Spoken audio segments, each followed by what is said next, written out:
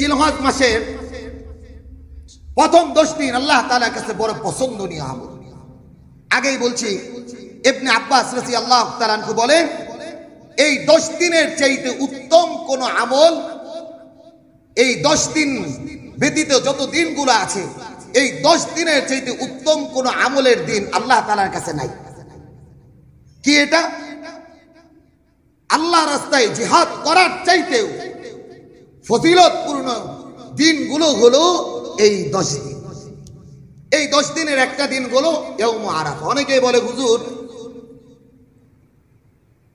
আমার দেশেও আরাফা, ওই দেশেও আরাফা, একই দিন। আমার দিনে একদিন পরে হয়, ওই দেশে একদিন, তাহলে আরাফার দিন তো দুইটা হলো না রে ভাই। নবী আলাইহিস সালাতু ওয়াস সালাম বলেন, সুমু লিরুয়াতিহি ওয়া আফতিরু লিরুয়াতিহি। আল্লাহ তাআলা আমার জন্য দিন ক্ষণকে নির্ধারণ করেছেন চাঁদের উপর নির্ভর করে। আমার দেশে চাঁদ উঠে কখন, সেটার উপরে দিন নির্ধারিত, রাত নির্ধারিত। এজন্য কোন দেশে কখন ঈদ হয়, কোন দেশে কখন আরাফা হয়, এটা আমাদের জন্য না। আমাদের দেশে কখন চাঁদ উঠে, এটা হলো আমাদের জন্য গ্রহণযোগ্য।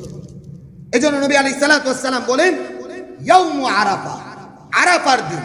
অর্থাৎ সৌদিতে গতকাল চাঁদ উঠেছে, সেই হিসাবে আমাদের দেশে ওই হিসাবে চাঁদটা উঠে, আমরা যেটা মনে করে থাকি, সেই হিসাবে আগামী সোমবারের পরের সোমবারে ঈদ।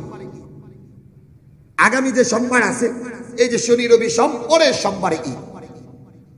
10 জিলহজ হবে, 9 জিলহজ হলো রবিবার। নবী আলাইহিস সালাতু ওয়াস সালাম বলেন, ওই আরাফার দিন হলো রবিবার। নবী আলাইহিস সালাতু ওয়াস সালাম বলেন, ইয়াউম আরাফা, যে ব্যক্তি আরাফার দিন রোজা রাখবে, আহতাসিবু আলাল্লাহ, আমি আল্লাহ তাআলার কাছে আশাবাদী, আল্লাহ তাআলা তার 1 বছর আগের 1 বছর পরের গুনাহকে মাফ করে দিবে। এই রোজাটা সবাই রাখার চেষ্টা করব। নবী আলাইহিস সালাতু ওয়াস সালাম বলেন, শুধু তাই না, যে সমস্ত আমলগুলো আছে তার মধ্যে উম্মে সালামা রাদিয়াল্লাহু আনহা قالت قال رسول الله صلى الله عليه وسلم اذا دخل العشر واراد بعضكم ان يضحي فلا يمس من شعره وبشره شيئا। নবী আলাইহিস সালাতু ওয়াস সালাম বলেন, উম্মে সালামা রাদিয়াল্লাহু তাআলা আনহা থেকে হাদিস, নবী আলাইহিস সালাতু ওয়াস সালাম ইরশাদ করেন, যখন জিলহজ মাসের প্রথম 10 দিন আগমন করে, মানে আজকে মাগরিবের পর থেকেই শুরু হবে, জিলহজ মাসের প্রথম 10 দিন তোমাদের কাছে যখন আগমন করে, আর তোমাদের কেউ কুরবানি করার নিয়ত করে, তবে সে যেন তার চুল এবং পশম ইত্যাদি স্পর্শ না করে। হাদা রিওয়ায়াতুন ওয়াহিদা, এটা একটা মাত্র রিওয়ায়াত। এই রিওয়ায়াতে বোঝা গেল যে কুরবানি করবে তার জন্য চুল কাটা, মোষ কাটা, অবাঞ্ছিত লোমগুলো না কাটা। যদি ঈদের কুরবানি করার পরে কাটে, আল্লাহ তাআলা তার আমল নামার ভিতরে কুরবানির সমপরিমাণ সওয়াব দান করবেন। এটা হলো একটা রিওয়ায়াত। আরেকটা রিওয়ায়াত হলো সবার জন্য, যে কুরবানি করবে না তার জন্য, সে কুরবানি করতে পারতেছে না, আল্লাহ তাআলা তাকেও কুরবানির সমপরিমাণ সওয়াব দান করবেন যদি এই আমলটা করতে পারে। এই আমলটা করার চেষ্টা করব ইনশাআল্লাহ। এই 10 দিনের কয়েকটা আমল আছে। এক হলো প্রত্যেক দিনই রোজা রাখার চেষ্টা করব, যদি পারি প্রত্যেক দিনই রোজা রাখার চেষ্টা করব। এটা আল্লাহ তাআলার কাছে বড় পছন্দনীয় আমল।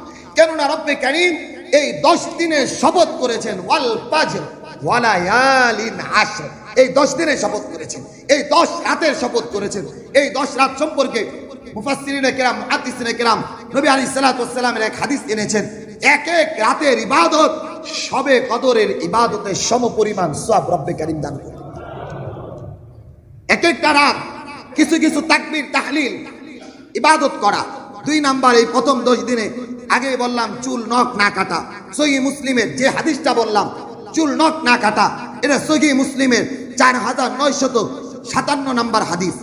অধিক পরিমাণে আল্লাহ তাআলার জিকির করা এই 10 দিনে, তাকবীর বলা, তাহলিল বলা। কেন? সূরা হজের 28 নম্বর আয়াতে আল্লাহ তাআলা এই কথাগুলোই বলেন, ফাযকুরু ইসমাল্লাহি আলাইহা সাওয়াব ফাইযা ওয়াজাবাত জুনুবুহা ওয়া আতইমুল বাইসাল ফাকির। তুমি আল্লাহ তাআলার নামে তাসবিহ, তাহলিল, জিকির আজকার করতে থাকবা। এই 10 দিনের একটা আমল হলো অধিক পরিমাণ জিকির আজকার করা, বেশি বেশি বেশি বেশি তওবা করা, বেশি বেশি বেশি পরিমাণের। আমরা এই যে একটা তাকবীর পড়ি না, আল্লাহু আকবার, আল্লাহু আকবার, লা ইলাহা ইল্লাল্লাহু আল্লাহু আকবার আল্লাহু আকবার ওয়ালিল্লাহিল হামদ। এই 10 দিন এই তাকবীর বেশি পড়া। সামনে তো আসবে 9 জিলহজ, অর্থাৎ আগামী রবিবারের পরের রবিবারের ফজরের পর থেকে নিয়ে 13 তারিখ ঈদের দিন, প্রথম দিন, দ্বিতীয় দিন, তৃতীয় দিন, অর্থাৎ 13 তারিখ আরবি মাসের 13 তারিখ আসর পর্যন্ত প্রত্যেক ওয়াক্তে নারী পুরুষ সকলের জন্য একবার বলা ওয়াজিব এই তাকবীরটা। এই তাকবীর 10 দিনের ভিতরে আমি বেশি বেশি পড়ার চেষ্টা করব, বেশি বেশি নফল ইবাদত করার চেষ্টা করব। এই 10 দিনের একটা আমল হলো বুখারী শরীফের 6502 নম্বর হাদিসের ভিতরে আসছে, এই 10 দিনে নবী আলাইহিস সালাতু ওয়াস সালাম বেশি বেশি নফল ইবাদত করতেন। সকল প্রকার গুনাহ থেকে বেঁচে থাকার চেষ্টা করব। সামর্থ্য থাকলে কুরবানি করার চেষ্টা করব। সকলে সামর্থ্য থাকলে একেবারে কুরবানিটা ওয়াজিব, কুরবানিটা করার চেষ্টা করব। আন্তরিকভাবে দিলীভাবে এই 10 দিন তওবা ইস্তেগফার করার চেষ্টা করব। এই 10 দিনের একটা আমল হইল বেশি বেশি সদকা করার চেষ্টা করব। রব্বে করিম আমাদেরকে এই আমলগুলো করে এই 10 দিনের সময় মতো সময়গুলোকে গনিমত মনে করে সময়গুলো ব্যয় করার তৌফিক দান করুন। আমিন। ওয়া আখির দাওয়ানা আনিল হামদুলিল্লাহ।